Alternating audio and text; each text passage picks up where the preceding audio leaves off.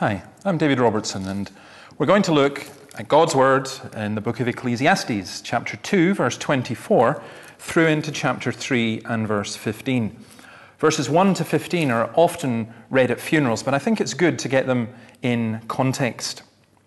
And what we've got here is Solomon, after trying so many different things and finding there is no meaning, comes up with an answer. In verse 24, he says, "A man can do nothing better than to eat and drink and find satisfaction in his work. This too I see is from the hand of God." Well, what does all this mean? A man called Joseph Wood Crutch, who is a professor of English at Columbia University, said this: "There is no reason to suppose that a man's life has any more meaning than the life of the humblest insect that crawls from one annihilation to another." Well, the passage we look at contradicts that directly. Verses 24 to 26 talk about the life of faith. Whereas in the previous part of the chapter, Solomon had tried everything, felt some temporary pleasure, but ultimately there came up a sense of emptiness and nothingness and loneliness and despair. Here there's a change. He brings God into the picture. There's an old Italian proverb: "He who leaves God out of his reckoning does not know how to count." Now, what he's saying here is life is to be enjoyed. He's not saying, it's not a fatalism. He's not saying, oh, well, all you can do is eat and drink and just work and that's it. We're just insects. He's saying we're actually meant to enjoy the simplest things in life. It's not the greed of the rich fool building bigger and bigger barns for retirement, nor the mundane and hopeless life of the unbeliever. Let us eat, drink, and be merry, for tomorrow we die. This is not licentiousness, nor cynicism, but it's contentment. I've learned to be content. We live in a society which thrives on discontent. But I think the biblical idea of contentment in your work, contentment in what you eat, enjoying food, is so much better. Verse 25 tells us this can't take place without God. For without Him, without God, who can eat or find enjoyment? It's an interesting one for all the cookery programs that are on television. How do you bring God into the equation? God gives wisdom, knowledge, and joy to the person who pleases Him. According to Ecclesiastes, wisdom enables a person to walk without stumbling, gives success, preserves life, protects, enables successful work and discriminating judgment, and gives strength and joy. Knowledge is not just the acquisition of facts, but also life experience. We live in a Wikipedia society. You want knowledge? You tap a key on a computer, and up comes your answer. But that's not really knowledge. That's not life experience. The same with joy. We live in a society which wants happiness, but doesn't really know the joy that comes from exaltation in God's blessings. Solomon contrasts that with the sinner. The sinner, he gives the task of gathering and storing up wealth to hand it over to the one who pleases God. You see, there is a secular pessimism about life, a vicious circle of a pointless world, temporary pleasures, fruitless work, futile wisdom, inevitable death, and that's contrasted with the hand of God. Life truly lived to the max. There's an advert that's used for a certain sugared beverage, shall we say, and it shows young men jumping off cliffs and doing all kinds of incredible and wonderful things, and at the end it says, "to the max," as though drinking an aerated drink with sugar in it is living life to the max. Is that really it? But with God, we really do live life to the max. The life of faith, certainly. Chapter 3, verses 1 to 15, is about the life that is under God. It's really an explanation of the three verses that have gone before. This, again, is not despair. This is not him saying, there's a time to be born and a time to die and there's nothing that we can do about it. This is him saying, there's a time to be born. There's a time to die. And all these times are in God's hands. We cannot control time. We cannot control the seasons, no matter what our skills, efforts, or riches. But this is not a counsel of despair. This is not talking about a capricious God who's like a cosmic chess player moving one piece from one place to another. This is saying that somehow God, in his sovereignty, allows us as human beings to experience freedom and all these good things, and yet all of it is within his times. He says everything has a time. There are times and seasons. There are rhythms, and there is a rhythm to life. Ancient Near Eastern wisdom taught that real wisdom was in knowing the times. A rather more modern poet, Mr. Robert Zimmerman, otherwise known as Bob Dylan, "Come gather round people wherever you roam, admit that the waters around you have grown. You'd better start swimming, or you'll sink like a stone, for the times, they are a-changing." Times do change, but they go in cycles. That occurs within our lives as well. And what Solomon does here, which I think is absolutely amazing, he takes 14 couplets which cover every range of human activity. And he's saying there's a season and a purpose for everything. Everything is expressed in pairs. He begins with the two most momentous events in our lives, birth and death. He goes on to three various creative and destructive activities in verses 2 and 3. The next two in verse 4 deal with human emotions, private and public. The two after that deal with friendship and enmity. By the way, the one about stones, a time to gather stones and a time to scatter them, that refers to filling up your neighbor's field with stones or gathering the stones they throw and building something with it. It's really just saying almost there's a time when we're destructive and a time where we're constructive. Verse 5, a time to say hello and a time to say goodbye. The next two in verse 6 are to do with possessions and our resolutions concerning them.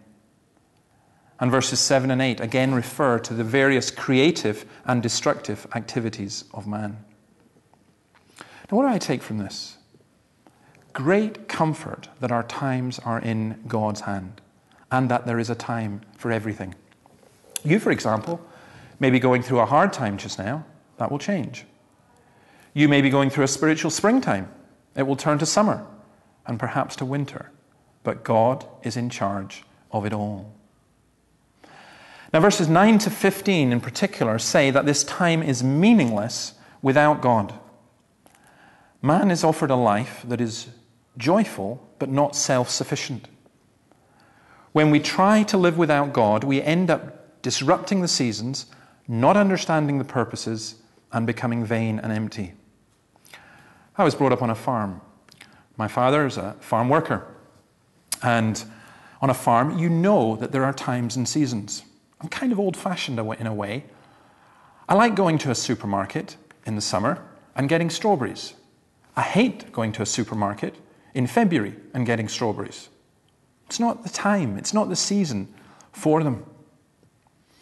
It's funny, in our desire to have everything and to have it right now, we miss out on this whole aspect of rhythm and times and seasons. When we try to live without God, we disrupt the times, we disrupt the seasons. I think here, there is in particular this notion of time and eternity, timelessness. Now, I remember, before I was a Christian, trying to imagine not existing. Try it. It's really, really hard. I think it's impossible, because in this extraordinary verse in verse 11, he has made everything beautiful in its time. He has also set eternity in the hearts of men, yet they cannot fathom what God has done from beginning to end. God has set eternity in our hearts. That's why you cannot conceive of not existing.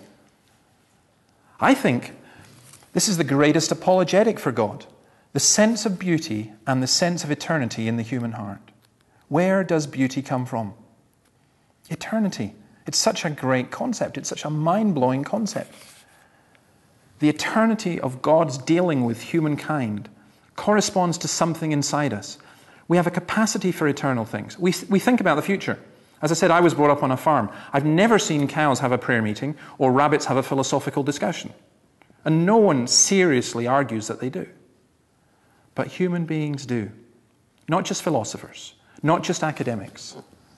In my view, If you can't explain and understand the gospel to an 11-year-old or a 12-year-old, you might as well give up trying to explain it to anybody else, because the most difficult questions I've ever been asked have come from 11 and 12-year-olds. See, we are human beings. We have a capacity for eternal things. We are concerned about the future. We want to understand from the beginning to the end. We have a sense of wonder, a sense of beauty which transcends our immediate situation. Our consciousness of God is part of our nature. Again, ironically, our new atheists are now recognizing that. They're saying that children naturally have a sense of God, but it needs to be educated out of them. How sad. But you know, this time, this sense of beauty, this sense of wonder, this awareness of God, there's a negative side to it. There's a burden. They cannot fathom what God has done from beginning to end.